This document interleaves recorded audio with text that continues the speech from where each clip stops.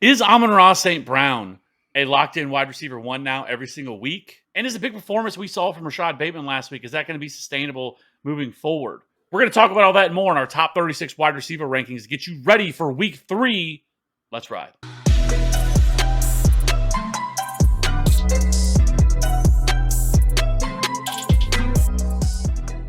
Welcome back in. Let's go ahead and just get right into it. And we're going to start with our top 12 rankings. We got Cooper Kupp, Justin Jefferson, Stephon Diggs, Devontae Adams, Jamar Chase, A.J. Brown, Amon-Ra St. Brown, Tyreek Hill, Deebo Samuel, Michael Pittman, Cortland Sutton, and Mike Williams. So let's just go ahead and get this thing out of the way. I want to hit on Amon-Ra St. Brown. And Amon-Ra St. Brown has been everything we thought he was going to be, right? I mean, everything that he was last year, he has continued it this year. He is averaging 29.9 fantasy points per game right now, which is fourth most, which seems wild to me. Somebody that averaging 30 fantasy points per game is only fourth, but it is only 2 games, so that is to be taken into consideration. He has a 33.8% target share in this offense, which is fourth most among all wide receivers. 17 catches, 180 yards, and 3 touchdowns so far this year. But he's just been fantastic. 20th in yards per route run as well. So Amon-Ra St. Brown is not going anywhere. He is Jared Goff's favorite wide receiver. He is turning into a star right before our eyes. So absolutely love it for the Sun God. So that being said, I just wanted to hit on him. Let's just go ahead and move over to our wide receiver twos. And so from there, we have T. Higgins, Jalen Waddle, Keenan Allen, Gabe Davis, Michael Thomas, Christian Kirk, Juju Smith-Schuster, Rashad Bateman, Brandon Cooks, DJ Moore, Deontay Johnson, and CeeDee Lamb. Cody, why don't you hit us with some of that wide receiver 2 goodness? Yeah, man, I really like a lot of these wide receiver twos. There are a lot of guys I could talk about, but I'm going to talk about Rashad Bateman, like you mentioned at the top, and living off of those explosive plays. But Lamar Jackson is delivering them, man. So I think we can, not that you want to count on, a 50, 60, 75-yard touchdown, but Lamar Jackson, like I said, has been playing well. Bateman's 193 air yards, ranked 16th. He's 10th in average depth of target. He's 4th in yards after the catch, and he is 1st in yards per reception.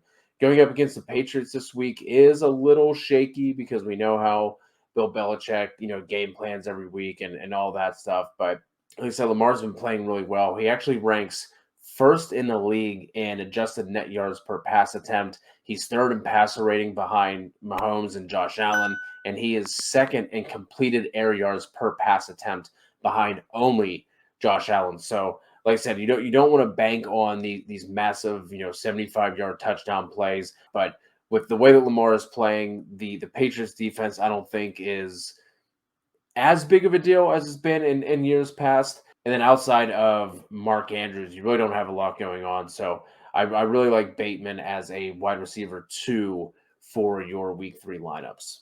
Yeah, for me, it's going to be a couple of guys. One, it feels like a little low-hanging fruit, but I'm doing it anyways, and that's Jalen Waddle. Heading into the season, there was a lot of, really people that were really moved Jalen Waddle down the rankings because they didn't think that he was going to be able to sustain what he was able to do last year with this offense. But it started to look more and more as we got closer to the season that this was going to be a consolidated target share in this offense between Tyreek and Jalen Waddle. And right now, that's really what it's been. I mean, he right now he is 9th in target share with 31.2% of the team targets. And so far, I mean, he's obviously coming off that monster performance this past week with him and Tyreek, but where he had 40.1 fantasy points. But even the week before that, he was still 17.7, which is a very strong number to be putting up anyways. So he's been really good over these first 2 games of the season. This week they get the Bills. This is the highest total game on the slate. And they also ranked their 10th in implied point total as well this week. So I think there's a lot to like with Jalen Waddle. He's running a lot of routes. He's seeing a lot of targets. He's sixth in yards per route run and 5th in fantasy points per game so far this season. So,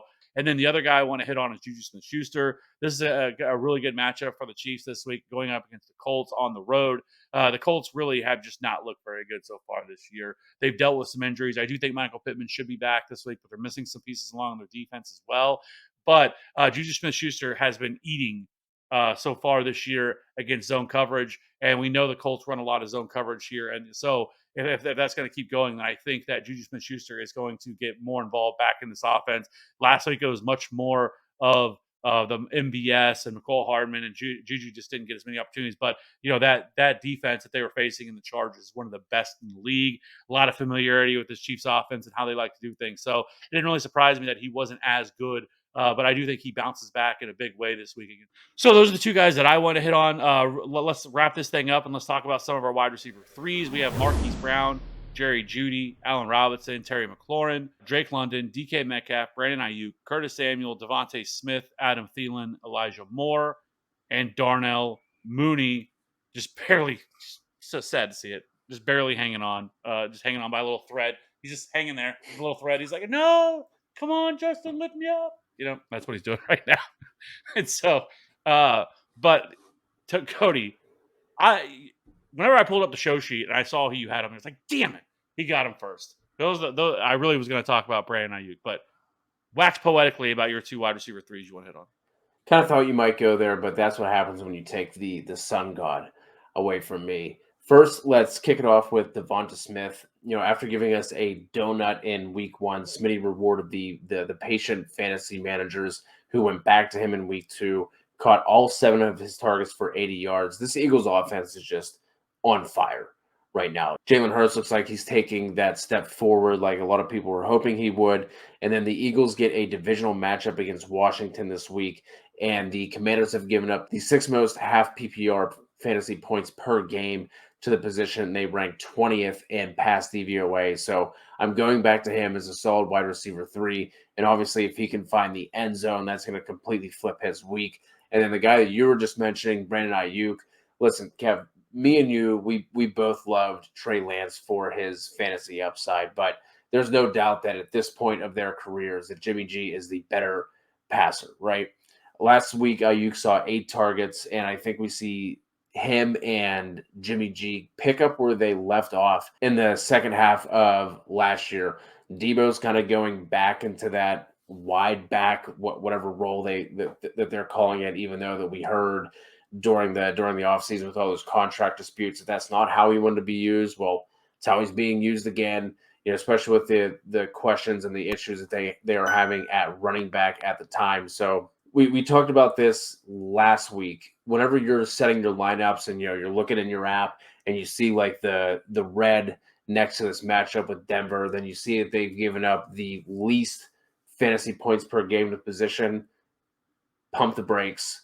They have played Seattle and Houston so far. So while the secondary for San Fran definitely isn't bad, I definitely don't think that they are least fantasy points per game in the league good either. So I think Ayuk is going to be a solid flex wide receiver 3 play for your lineups. Totally agree.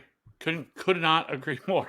Really love Brandon Ayuk this week. So hey, you got me. You got to him before I could. So let me talk about a couple of my guys, and that is Allen Robinson. Love to see it. He bounced back last week, 15.3 fantasy points last week, 5 targets, 4 receptions for 53 yards, and they get a great matchup this week against Arizona. This Arizona team has their defense has not looked good over the first 2 games of the season. They somehow pulled one out of their ass by coming back and beating the Raiders, but that's just Josh McDaniels for you. However, Allen Robinson, while he only has a 9.2% target share, some of that's because of what happened in the first game, but he's still 18th in routes run and 27th in route participation so far through the year. And it was good to see him get more involved in this offense. It's kind of something we talked about last week that I felt like he was going to bounce back, the kind of the greasy wheel narrative, that Sean McVay had talked about after the game, that they got to get Allen Robinson more involved in this offense, and which they did. Now, don't get me wrong, 5 targets isn't anything fantastic, but I do think you're going to continue to see him be utilized more and more in this offense moving forward. So, and again, a matchup against the Cardinals is definitely something that we want to be plugging these guys in for. So, Allen Robinson is somebody that I'm definitely on board with as a strong wide receiver 3. I think he has wide receiver 2 upside here. And then the other one is Drake London, who's been really good so far to start his rookie season. Week 1, he put up 12.4 fantasy points, and last week he broke out in a big way with 8 catches, 86 yards, and a touchdown on 12 targets for 24.6 fantasy points. I think he is clearly the number 1 option here for Marcus Mariota. It has directly, come to hurt someone like Kyle Pitts, who has not, really taken off yet so far to start this year. But right now, I mean, Drake London, this is a team that they're going to be trailing, they're going to be playing from behind, but Drake London right now is averaging 18.5 fantasy points per game so far to start his season. He's also 8th in yards per route run, we already knew that Drake London was a very good wide receiver. We knew it coming into the year. He was most people's, he was for a lot of people their number one wide receiver in this class. But despite everything else, I think Drake London does from this point forward. I think he is a locked in wide receiver three unless something changes here in this offense because there's just nobody else there that's going to pull targets away from him outside of Kyle Pitts. It's really kind of them too. So Drake London, if you drafted him late, looks like you might have hit the jackpot here with Drake London because he is the real deal. He is that dude. So absolutely love Drake London. So let's wrap this thing up here really quickly. Cody, why don't you give me wide receiver four flex option that people can look at this week? Yeah, let's go on down the ranks here and let's pull up Greg Dortch. Looked good in week one, looked better in week two, and last week Rondell Moore logged two more DMPs. So I think Dortch's role will be safe for at least another week. I can't imagine that, even if Rondell Moore starts to practice this week, that they just throw him back into the fire, especially with how well Dortch has been playing. He's posted weeks of wide receiver 34 and 25 in half PPR scoring. And now the Rams are coming to town. Cards are going to be looking at a negative game script here. So I definitely think that there are worse options out there if you need like a desperation flex level play. I like what I've seen out of Greg Dortch, even going back to the preseason. Yeah, he's been a guy we've talked about on the DFS show the past 2 weeks that people should be jamming in because he was super cheap over there on DraftKings. Yep. It was less than $3,500 in both. So I absolutely love that call. The guy I'm going to talk about really quickly is Garrett Wilson, and he's a stud. I mean, he is a alpha wide receiver. He was a top 10 draft pick this year, 8 catches, 102 yards, and 2 touchdowns last week. He has 22 targets over his first 2 games of the season. He only played 61% of the snaps last week. He ran around on 75% of the dropbacks, which is right in line with the other two wide receivers that are there. And his 32% target share, I don't necessarily think is sustainable, but he's going to be a big part of this offense moving forward. I mean, you don't spend a top 10 draft pick on a guy to not use him. So, this is a team that their defense, again, is terrible. They're going to be playing from behind.